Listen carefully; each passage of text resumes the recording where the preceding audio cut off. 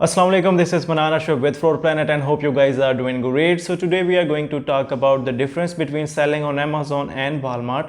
Amazon के ऊपर बहुत ज़्यादा कंटेंट अवेलेबल है जिसके बारे में ऑलरेडी बहुत ज़्यादा हम बात कर चुके हैं, लेकिन Walmart के साथ ऐसा नहीं है। एक तो कंटेंट थोड़ा कम है, उस तरह से जो एरर्स हैं, जो प्रॉब्लम्स हैं, उनको उस तरह से एड्रेस नहीं किया गया जिस तरह से Amazon के ज़्यादा कंटेंट होने की वजह से एड्रेस किया जा चुका है। तो बहुत ज़्यादा लोग जब बात करते हैं कि क्या डिफरेंस रहेगा, क्या सेल्स का डिफरेंस रहेगा, टेक्निकली क्या क्या चीज़ों का डिफरेंस रहता है जब हम बात करते हैं अमेज़ॉन की और वालमार्ट की। So let's start with Amazon. Amazon के बारे में जो सबसे ज़्यादा चीज़ आसान लगती है वो ये चीज़ है कि आपके पास एक तो कंटेंट है कि हर प्रॉब्लम के बारे में, हर इशू को लेके वीडियो हो, ऑडियो हो, रिटन फॉर्म में आपको कंटेंट अवेलेबल है। और अमेज़ॉन की सपोर्ट जो है वो भी अच्छी है बानिस्बत वालमार्ट के। तो आपको बेसिकली आपकी जो बेसिक प्रॉब्लम्स हैं या मेजर प्रॉब्लम्स हैं वो या तो अमेज़ॉन से बाहर ही मिल जाता है, उनका सलूशन हेल्प मिल जाती है, लेकिन या फिर आपको उनकी सपोर्ट टीम से हेल्प मिल जाती है। तो एक जो सबसे बड़ा बेनिफिट रहता है वालमार्ट के अमेज़ॉन के ऊपर सॉरी। और दूसरी चीज़ ये होती है कि अमेज़ॉन का जो प्रोसेस है वो बहुत इजी है। जैसे कि आपको अगर लिस्टिंग क्रिएट करना है, शिपिंग प्लान क्रिएट करना है, बार कोड्स करना है, तो वो स्टेप बाय स्टेप चीज़ें हैं, क्लिक्स से आप काम कर लेते हो। और दूसरी चीज़ है वो सारी कनेक्टेड हैं, मतलब कोई चीज़ किसी से अलग नहीं है। तो वो एक बहुत बड़ा जो प्लस है अमेज़ॉन का। और दूसरी चीज़ इसमें ये है अमेज़ॉन के, जैसे कि आपके पास लिस्टिंग है, उसके बाद आपके पास ब्रांड रजिस्ट्री है।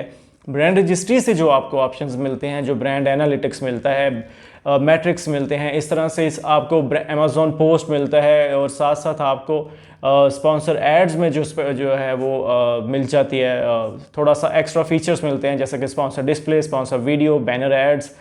तो वो एक जो चीज़ है वो काफ़ी बेनिफिट है, A+ कंटेंट और इस तरह से काफ़ी सारी चीज़ें जो आपको स्टैंड आउट करने में हेल्प करती हैं। और एक उससे अलग चीज़ जो सबसे ऊपर रहती है वो ये है कि अमेज़ॉन क्योंकि बहुत बड़ा प्लेटफॉर्म है, बहुत बड़ी ऑडियंस है उनकी जो डेली बेसिस पे विजिट करती है, डेली बेसिस पे बाइंग होती है, तो आपको सेल्स में रिस्पांस बहुत ज़्यादा मिलता है। एक बड़ी ऑडियंस होने की वजह से एडवर्टाइजिंग का रिटर्न बहुत अच्छा है। और सबसे प्लस अगर आप एडवर्टाइजिंग की बात करते हैं तो एडवर्टाइजिंग में आप एक ऐसा प्रोडक्ट जो मार्केट में ऑलरेडी था ही नहीं, जिसकी अवेयरनेस अभी चाहिए है, वो भी अच्छा परफॉर्म कर सकता है अमेज़ॉन के ऊपर। वो इसलिए क्योंकि वहाँ पे इतनी ज़्यादा ऑडियंस है, इतनी ऑडियंस बेस है, जो इसको प्लस पॉइंट है। और जब आप एडवर्टाइजिंग की तरफ जाते हैं तो आपको सारी डिटेल्स पता हैं, clicks, impressions, suggested bids, customer search terms, हर चीज़ जो है बेसिकली आपको पता है। आपको पता है आपका ऐड कहाँ पे नज़र आएगा, किस प्लेसमेंट के लिए कहाँ पे नज़र आएगा। इसी तरह से ऑटो है, ऑटो के अंदर प्लेसमेंट्स हैं, बिड स्ट्रेटजीज़ हैं। इसी तरह से मैनुअल है, मैनुअल के अंदर बिडिंग टाइप्स हैं, मैच टाइप्स हैं। इसी तरह से फर्दर जब आप ब्रांड्स, स्पॉन्सर ब्रांड्स की तरफ जाते हैं तब भी आपको एक्स्ट्रा फीचर्स जो मिलते हैं। और उसमें डिफरेंट पोजीशंस हैं, मार्केटिंग जो हैं, टारगेट्स आपके पास डिफरेंट हैं। जैसा कि आप किस ऑडियंस को, किस एज को, इस तरह के इंटरेस्ट को आप टारगेट करना चाहते हैं, जो स्पॉन्सर डिस्प्ले के अंदर है, वीडियो है। तो बहुत सारी ऐसी चीज़ें हैं, जब आप उनको सबको साथ लेके आते हैं तो आपको पता चलता है कि अमेज़ॉन जस्ट एक कोई चीज़ नहीं है जिसकी वजह से आपको ऐसा है। बहुत और ज़्यादा चीज़ें हैं जिसमें मैंने बात की है कि प्रॉब्लम का सलूशन सबसे पहली चीज़ होती है। आप किसी भी प्लेटफॉर्म पे जाओगे सेल करने के लिए तो आपको लगता है कि अगर यहाँ पे जब इश्यूज़ आएंगे आपकी कौन हेल्प करेगा।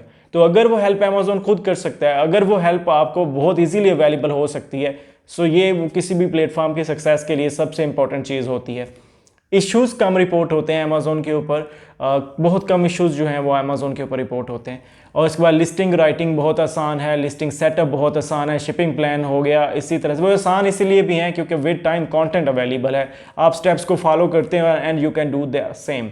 और जहाँ तक बात आती है एडवर्टाइजिंग, मुझे लगता है बहुत इंपॉर्टेंट रोल प्ले करती है। आपका प्रोडक्ट न्यू है, आपको कोई नहीं जानता, इन स्टार्ट आपको एडवर्टाइज़ करना है। और अगर उस एडवर्टाइजमेंट करते हुए आपको ये पता है कि आपका ऐड कहाँ नज़र आता है, किस बिड के ऊपर नज़र आता है, कहाँ पे प्लेसमेंट ज़रूरी है, कितना क्या करूँ, कितना इंप्रेशन शेयर मुझे मिल रहा है, सो इससे मेरे ख्याल में आपको बहुत ज़्यादा हेल्प हो जाती है और गेस वर्क जो है वो कम हो जाता है और प्रैक्टिकली चीज़ें आपके सामने ज़्यादा होती हैं। और इस तरह से आपकी रैंक्स हैं, आपको पता होता है कि आप रैंक वाइज अच्छा परफॉर्म कर रहे हैं नहीं कर रहे हैं, वो चीज़ें आपके सामने होती हैं। BSR होता है, अमेज़ॉन चॉइस, बेस्ट सेलर, ये वो सारी चीज़ें हैं जो आपको वैलिडिटी देती रहती हैं विद टाइम कि आप क्या कर रहे हो, कहाँ गैप्स हैं, कहाँ क्या चीज़ें हो सकती हैं। वो सारी चीज़ों में अमेज़ॉन आपको हेल्प कर पाता है due to with a lot of data, जिसकी वजह से आप डिसीजंस जो हैं वो आपके अच्छे होते हैं, इफ़ेक्टिव रहते हैं। तो ये एक चीज़ जो मैं बात कर सकता हूँ कि अमेज़ॉन जो है जिसकी वजह से स्टैंड आउट करता है, जो हम बेंचमार्क बना सकते हैं कि ये वो चीज़ों को अब किसी भी दूसरे प्लेटफॉर्म में अगर हम देखेंगे, so will be happy to sell on that platform. एक चीज़। दूसरी चीज़ ये है कि अगर जब आप बात करते हो वॉलमार्ट की, वॉलमार्ट पे जब आप जाते हैं तो सबसे पहली चीज़ ये आती है कि जब भी आपको वहाँ पे इशू होंगे, जब भी आपको प्रॉब्लम या कोई टेक्निकल एरर्स को आप फेस करोगे या ग्लिचेस को आप फेस करोगे, तो आपको बहुत जल्दी अपडेट नहीं किया जाता है उस चीज़ के बारे में। ऑडियंस बेस जो सेलर है वो थोड़ी कम्युनिटीज़ कम है, इतनी बड़ी नहीं है जैसे अमेज़ॉन की हैं, तो वो एक प्रॉब्लम रहती है। बहुत से लोगों को प्रॉब्लम्स का ही जो है वो सलूशन नहीं मिलता है, जिसकी वजह से वो फंस जाते हैं, मोस्टली गिव अप कर देते हैं, जो सबसे पहला सेटबैक है। और दूसरी चीज़ बात आती है वॉलमार्ट के ऊपर के लिस्टिंग सेटअप इजी है, लेकिन इसी तरह से वेरिएशंस करने जाओ तो टेक्निकलिटीज़ आ जाती हैं, थोड़ा सा डिफरेंस है अमेज़ॉन की निस्बत जो है वो थोड़ा सा डिफरेंस है वहाँ पे।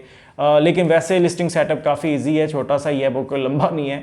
और उसके बाद अगर आप लिस्टिंग कर लेते हो तो शिपिंग प्लान कनेक्टेड नहीं है, जैसा कि अमेज़ॉन का एक कनेक्टेड सिस्टम है स्टेप बाय स्टेप, यहाँ थोड़ा सा डिफरेंट है। थोड़ी सी चीज़ें, मतलब इसका एक पैनल ही पूरा अलग होता है।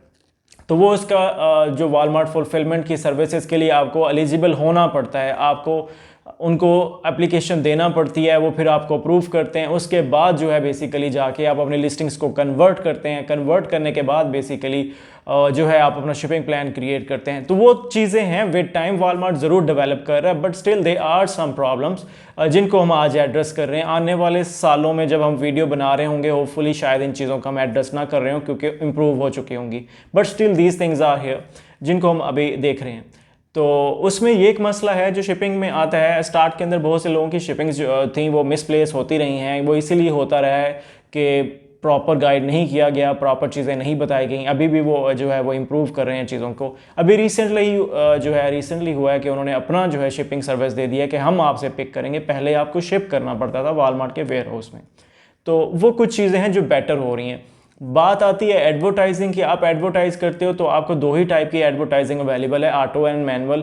वो भी हाई बजट थे पहले में, अब जाके उन्होंने आपको थोड़ा फ्री हैंड दे दिया है बजट्स के ऊपर, पर वहाँ अभी भी परफॉर्मेंस उतनी अच्छी नहीं है, एडवर्टाइजिंग की परफॉर्मेंस इतनी अच्छी नहीं है। मोस्टली ऑटो आउट परफॉर्म करती है बजट में, बजट को वेस्ट करती है, बर्न करती है, वैसे रिजल्ट्स में कम रहती है। कुछ प्रोडक्ट्स कर पाते हैं, कुछ नहीं कर पाते।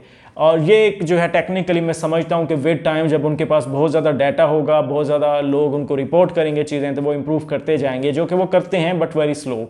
और बाकी ऑडियंस बेस उनकी जो है वो भी अच्छी है, अमेज़ॉन के करीब करीब ही है, लेकिन वो आपको उतनी नज़र नहीं आती। जनरल प्रोडक्ट नॉर्मली अच्छा परफॉर्म करते हैं वॉलमार्ट के ऊपर, अदरवाइज इतनी अच्छी परफॉर्मेंस नहीं है। वॉलमार्ट के ऊपर एक चीज़ होती है, उसे ग्रोथ अपॉर्चुनिटी कहा जाता है। वहाँ पे आपको बताया जाता है कि आप अपनी लिस्टिंग में क्या चेंजेस करके ज़्यादा अच्छे सर्च वॉल्यूम में शामिल हो सकते हैं, ज़्यादा अच्छी सर्चेज़ में आ सकते हैं।